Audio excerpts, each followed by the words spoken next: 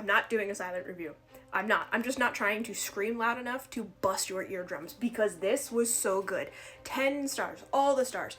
This is going to be one of my favorite reads of this year because Alyssa Cole wrote this so perfectly. In this book, when no one is watching, the villain, the monster, is gentrification. And you just see how she lays these breadcrumbs that are seemingly innocuous, especially if you are a naive white dude like Theo, who's moving into this neighborhood that has been a predominantly black neighborhood, and you're moving in with your rich white girlfriend who's trying to, take over this house and redo it, but then all of a sudden she's talking about it's us versus them. She's got these friends who he's never met before, but they seem to know each other. And then his girlfriend is like part of this weird private group where they're planning something, but he's not part of it. And then he meets Sydney, who's his neighbor across the street, who's a black woman who has lived here her entire life, and she's starting to see the changes in the neighborhood. And again, at first they seem innocuous, but it just starts to keep adding up and snowballing together, and eventually it leads to this plot point that just is... This book has been compared to Get Out, and there is a scene that's very similar to, like, the Keys scene in Get Out.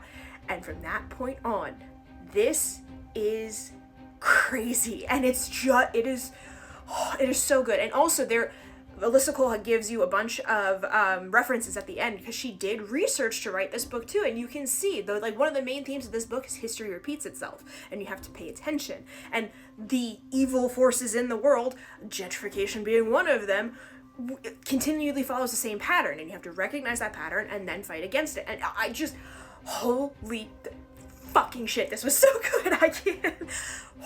I actually want to put it down for like 3 days and come back and read it again. I'm buying a copy of this for myself, and Alyssa Cole is now going to be an author that I just read everything of.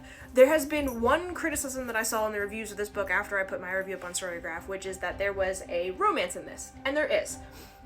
A lot of criticism was it doesn't add anything to the book. I agree and disagree. I was really expecting a different sort of turn between Alyssa and Sydney. The fact that it didn't happen, I don't think takes anything away from the book.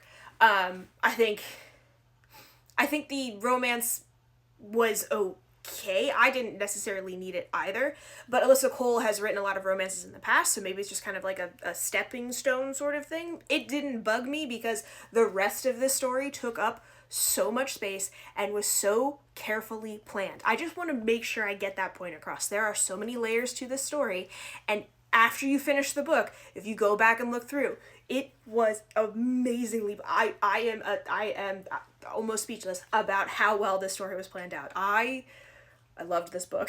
I loved this book. It is going to be one of my top reads of 2025. I'm going to stop rambling now and just kind of stare at the cover for a while because I can't go and read another book yet. I just can't.